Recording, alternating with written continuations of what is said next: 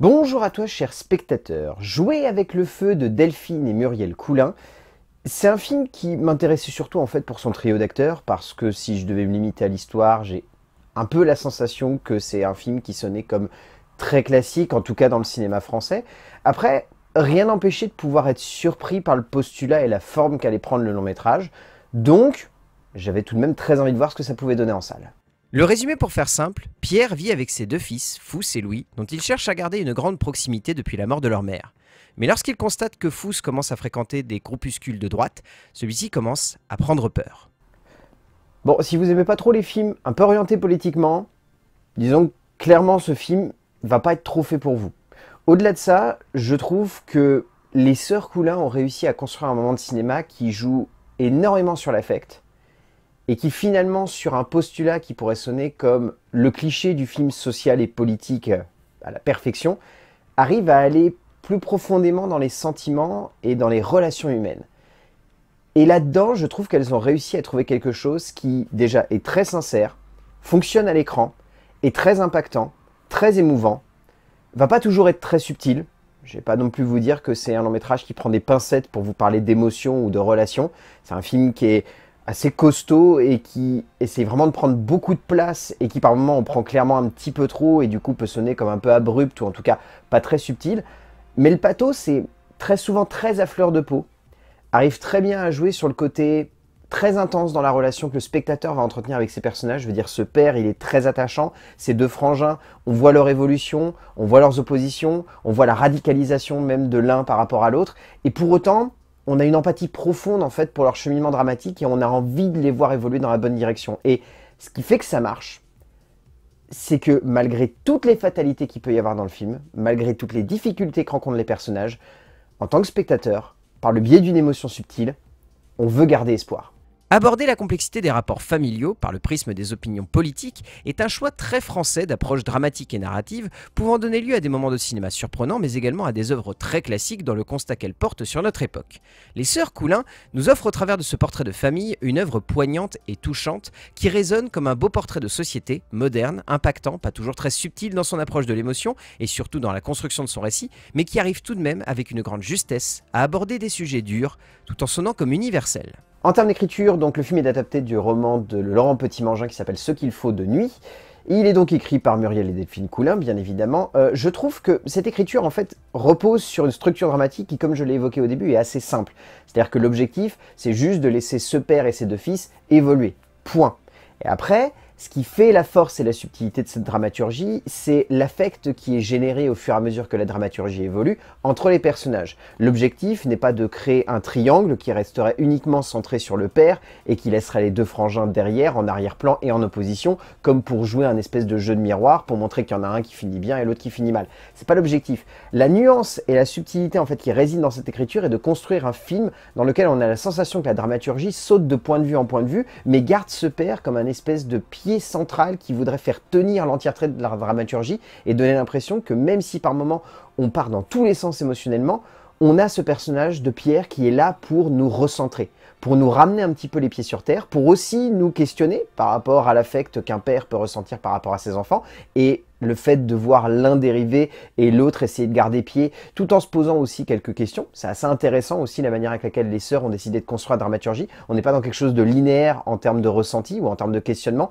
C'est un film qui joue beaucoup sur la pluralité des points de vue et cette idée que un point de vue peut en influencer un autre et que si jamais on est mal influencé, on peut ne pas interpréter la situation de la bonne manière ou au contraire se poser des questions qui n'ont pas forcément lieu d'être parce que on est dans un regard ou dans un œil qui fait que on est dans un questionnement profond. Je pense par exemple à l'un des frères qui à un moment va avoir son regard de biaisé par rapport à l'affect qu'il a avec son père et du coup va l'inciter à penser les choses et à regarder la situation un petit peu de travers et à se planter. Mais c'est très intelligemment fait.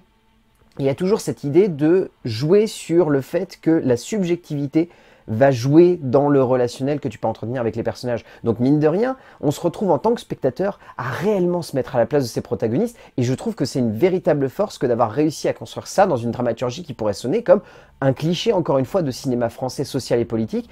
Mais non, ça va plus loin et c'est très bien fait.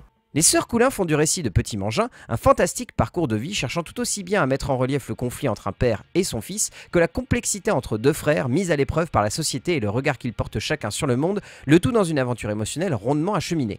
On sent que le but premier est avant tout de parler de haine et de difficulté de comprendre l'autre lorsque son regard semble perdre en objectivité et surtout en cohérence par rapport à ses idéaux. Mais la narration cherche surtout à montrer que le lien qui peut unir deux individus peut réussir parfois à donner assez d'ampleur à une émotion pour sonner comme juste. En termes de mise en scène, je ne vais pas non plus vous dire que le film est très original dans sa mise en scène. En fait, moi, ce qui fait que je trouve que ça fonctionne bien, c'est qu'on sent qu'il y a une envie de spontanéité. Une spontanéité qui parfois prend le parti de complètement oublier cette idée d'avoir un film beau. Il y a des scènes qui sont littéralement tournées à l'iPhone, il y en a d'autres qui sont tournées avec des caméras de basse qualité, mais pour créer de la crédibilité. Toutes les scènes par exemple où le personnage de Pierre se retrouve à travailler, ce sont des scènes tournées réellement sur des lieux de la SNCF et sur des rails, et du coup il y a une crédibilité qui fait que tu peux pas avoir une caméra de cinéma qui soit greffée là-dedans, ou alors ça serait trop compliqué, et donc du coup il y a des plus petites caméras. C'est très intelligemment fait cette partie-là. Il y a des moments qui sont très spontanés. Et donc, ces moments spontanés, ils ne peuvent pas être trop mis en scène. Je pense notamment à une scène de foot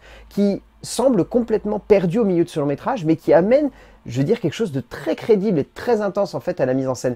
Et on se rend compte, en écoutant les histoires que racontent les acteurs, qu'en fait cette scène-là, elle a été complètement improvisée. C'est entre deux prises et qu'ils se sont dit, bah vas-y, on va jouer au foot. Et je pense que les sœurs Coulin, elles ont cette très bonne idée d'amener de la réalité dans la fiction. Et derrière, après, vous avez plein d'autres scènes qui, je trouve, sont brillamment mises en scène, sont très bien construites. Il y a un très joli travail autour de la mise au point. La mise au point se perd parfois très facilement dans le cadre, mais on sent que c'est pas une erreur. On sent que c'est une idée de justement jouer sur le prisme du point de vue, sur le fait qu'on va plutôt être sur le point de vue de Pierre, et puis ensuite on va passer sur le point de vue de Fous, puis ensuite on va passer sur le point de vue de Louis. Il y a cette idée de jouer, je pense notamment à cette scène dans le stade, qui est très bien faite de ce point de vue-là, qui a une très faible profondeur de champ, mais qui du coup permet de switcher entre les points de vue de chacun des personnages. C'est très bien fait. On sent que c'est une mise en scène qui n'a pas envie de faire des effusions ou de la folie ou du pathos trop forcé dans sa manière de cadrer les personnages et de jouer justement sur leur placement, mais qu'au contraire, c'est dans quelque chose de très simple, de très subtil, que les deux cinéastes arrivent à trouver un véritable équilibre et à faire en sorte que leur mise en scène elle détonne juste avec des petits effets à gauche et à droite et avec une crédibilité du coup qui se ressent à l'écran. Delphine et Muriel Coulin offrent une scénographie proche des acteurs, cherchant le plus possible à capter une intimité profonde autour de ces personnages pour donner du relief à leur rapport et surtout faire en sorte que le spectateur comprenne la difficulté du regard de ce père sur ses deux enfants qu'il veut protéger du monde. Au fond, si elle n'est pas très originale dans ce qu'elle véhicule, cette mise en scène est avant tout cohérente par rapport à ce que les deux cinéastes veulent construire dans le regard qu'elles ont sur la société, sur les protagonistes, sur leur cheminement dramatique et surtout sur ce que Pierre voit de ses enfants et comprend de ce qu'ils sont par rapport à notre époque. En termes de casting, alors, il n'y a pas beaucoup d'acteurs secondaires ou tertiaires qui ressortent plus que ça. On peut vaguement citer Maëlle Poésy, Béatrice Pérez, Sophie Guillemin, Édouard Sulpice, Arnaud Rebottini, Hugo Barillet. Enfin, je pourrais vous citer ces acteurs, mais ils sont quasi en arrière-plan les trois quarts du temps. On ne les voit pas plus que ça. Parce qu'en fait, l'image, elle est complètement obnubilée par Benjamin Voisin et Stéphane Crépon. Les deux acteurs sont exceptionnels dans les rôles des deux frères. Je les ai trouvés fantastiques du début à la fin. Ils ont une alchimie, ils ont quelque chose de très fusionnel et en même temps qui est parfait au niveau de l'opposition entre les deux caractères des persos. Benjamin Voisin, moi je le trouve exceptionnel. C'est un des grands acteurs de sa génération qui vraiment ne fait que décoller et prouver à chacun de ses rôles qu'il est brillant. Stéphane Crépon est fantastique. C'est un acteur qui a une sobriété et une élégance de jeu qui, moi, me subjugue à chaque fois. Mais bien évidemment, vous vous en doutez, ils sont un petit peu éclipsés. Je dis bien un petit peu, parce que quand même, ils arrivent à prendre pas mal de place à l'écran. Mais ils sont un petit peu éclipsés par l'acteur principal qui, lui, encore une fois, fait que confirmer à chacun de ses rôles que c'est un immense acteur et qu'il est juste impressionnant de charisme. Vincent Lindon est une nouvelle fois imposant, l'acteur offrant une performance tout simplement rare, déchirante de justesse, touchante et émouvante, qui transporte le film et lui donne une âme terriblement sincère. Au bout du compte, jouer avec le feu, alors, il faut que vous ayez en tête que c'est un film qui est très orienté politiquement et qui a son point de vue. Ça, c'est à mettre de côté. Parce que derrière, c'est un film qui est très fort. C'est un film qui est très impactant, qui est très beau, qui est très juste, qui est très subtil dans sa manière d'amener une émotion, dans sa manière de construire quelque chose de très pur, de très spontané. C'est un film qui, je trouve, arrive à parfaitement jouer sur cette idée que le point de vue que l'on a sur une situation joue forcément sur le ressenti que l'on va avoir par rapport à des personnages. Et que, en tant que spectateur, on peut avec plaisir se faire manipuler par deux cinéastes qui ont envie de nous montrer que ce qui compte, c'est pas forcément le point de vue, mais c'est l'affect. Et l'affect ici, il est vraiment à fleur de peau, il est fort, il est pur, c'est une émotion qui est très subtile et c'est porté par 3 acteurs qui sont exceptionnels. Donc Jouer avec le feu de Delphine et Muriel Coulin, si vous avez l'occasion de le voir en salle, allez-y.